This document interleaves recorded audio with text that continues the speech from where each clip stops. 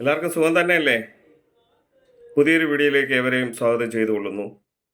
ഇന്ന് നമ്മൾ ചെയ്യാൻ പോകുന്നത് കൊഞ്ച് കൊണ്ടുള്ള ബിരിയാണിയാണ്. എങ്ങനെയെന്ന് നോക്കാം. ബിരിയാണി ചെയ്യുന്നത് കൈമ റൈസിലാണ്.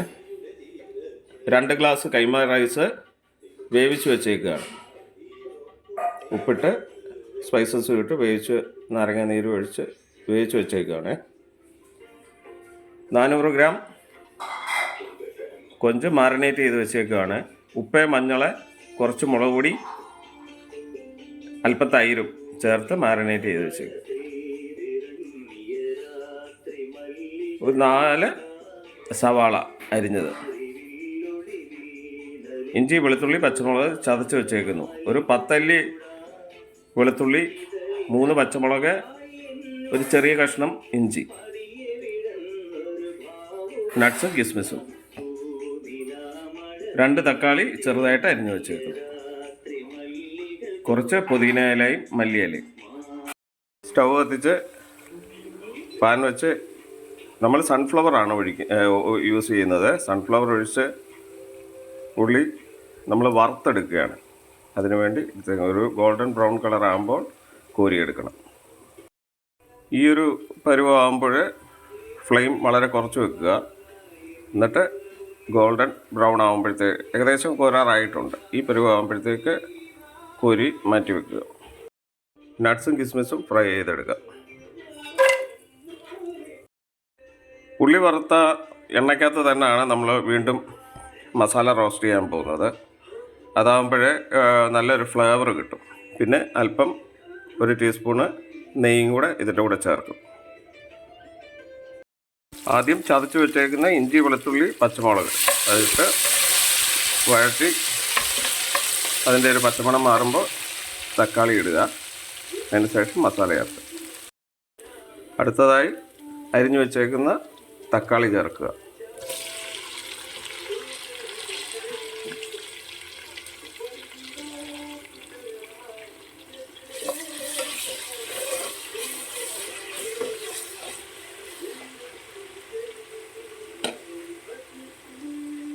അത് വെന്ത് നല്ല പേസ്റ്റ് ആകണം. തക്കാളിയൊക്കെ വെന്ത് പേസ്റ്റ് പോലെ ആയിട്ടുണ്ട്. ഇനിയും മസാല ചേർക്കാം. മസാല 1 ടീസ്പൂൺ മല്ലിപ്പൊടി, 1/2 ടീസ്പൂൺ ഗരം മസാല, 1/2 ടീസ്പൂൺ കുരുമുളക് പൊടി, മഞ്ഞൾപ്പൊടി. ഇതിനകത്ത് നമ്മൾ മുളക് പൊടി ചേർക്കുന്നില്ല. മാറിനേറ്റ് ചെയ്യാൻ വേണ്ടി മാത്രം അല്പം ചേർത്തിരുന്നു കാശ്മീരി മുളക് പൊടിയെ.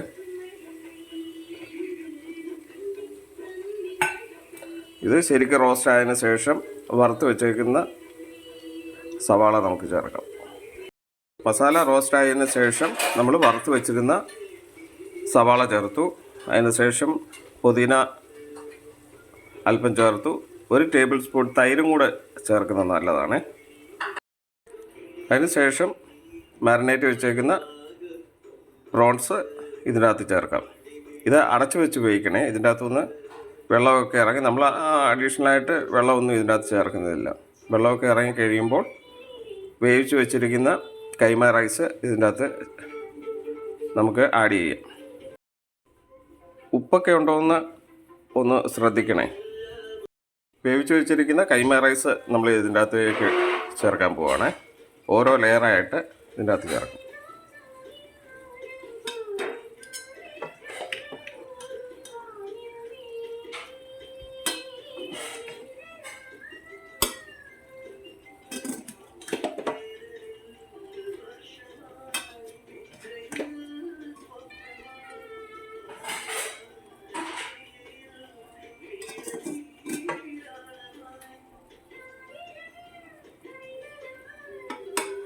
ഇത് അമർത്തരുത് കേട്ടോ. റൈസ് ഇട്ടിട്ട് അമർത്തരുത്.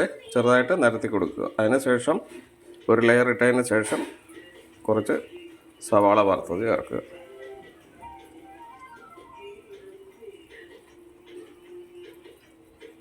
ഇനി അടുത്ത ഒരു ലെയറും കൂടെ ചേർത്ത്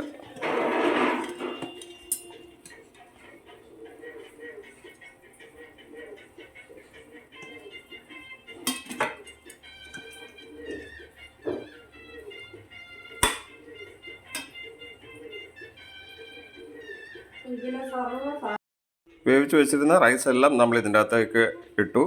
അതിനുശേഷം ഗാർണിഷ് ചെയ്യും. നട്ട്സ്, കിസ്മിസ്, വറുത്ത് വെച്ചേക്കുന്ന സവാള.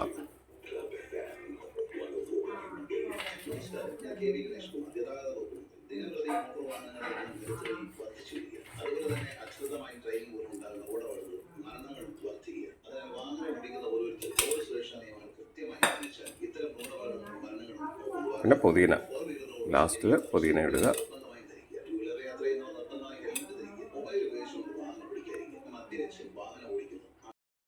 വളരെ ഫ്ലെയിം കുറച്ച് വെച്ച് ഏറ്റവും ലോയിൽ ഫ്ലെയിം വെച്ചിട്ട് ഒരു 20 മിനിറ്റ് ഇത് അടച്ചു വെച്ച് ദം ചെയ്യാം.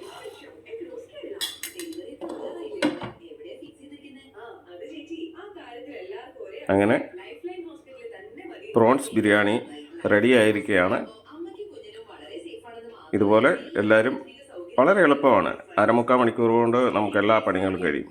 അന്നേരം ഉണ്ടാക്കി നോക്കുക. സന്തോഷമായിരിക്കുക. വീഡിയോ കാണുക, ലൈക്ക് ചെയ്യുക, ഷെയർ ചെയ്യുക.